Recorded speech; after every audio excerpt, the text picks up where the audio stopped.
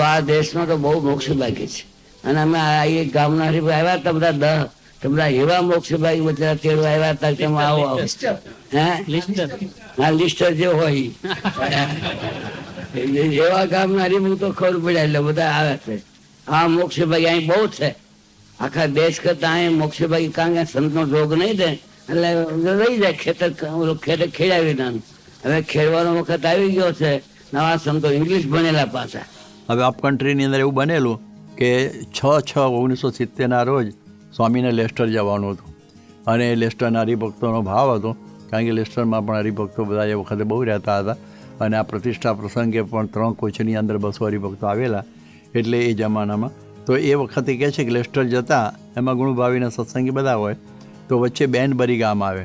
તો બેનબરી છે એમાં મુકુંદભાઈ રાવજીભાઈ પટેલ કરમસદના એ રહેતા ત્યાં આગળ. પછી એ સમયની અંદર અમે 8:20 વાગે પછી અહીંથી નીકળીને લેસ્ટર પહોંચ્યા. ખબર પડી કે અત્યારે તો લખબરોની અંદર સભા છે, એટલે સીધા ત્યાં ગયા. બધા સુરતીઓ ત્યાં ખૂબ જ. અને પછી અમે ત્યાંથી નીકળીને 10:15 વાગે લેસ્ટર આવ્યા. પણ જ્યાં અમારો ઉતારો હતો ભૂપેન્દ્રભાઈ ભટ્ટના ત્યાં કેથેરાઇન રોડ ઉપર કે કંઈ, તો એ પછી ઘર જ જડે નહીં. તો 11:30 વાગ્યા સુધી ફર્યા અને પછી ઘર મળ્યું એ પણ યાદ આવે છે. નાવાનું ટબની અંદર હતું, એ પાટલો મૂકીને નાવાનું થયું. સ્વામી કે બધું જરા અસુવિધા જેવું હતું, પણ સ્વામી કે ઠરાવમાં દુઃખ કે આવવું જ જોઈએ, જે હોય તો એ ચાલી જાય. અમે તો કોઢોમાં સૂઈ રહીએ, મોટરમાં પડ્યા રહીએ. પછી ત્યાંથી સ્વામી લ્યુટનમાં આવ્યા, એક અંગ્રેજના વર્તમાન ધારે આવ્યા. અને પછી આ પ્રમાણે જે બધા પત્રકારો આવે ને એને સ્વામી વર્તમાન ધરાવવાનું કરે એવું કરતા હંમેશા. લેસ્ટરની અંદર વેસ્લી હોલની અંદર પણ એક સભા કરેલી.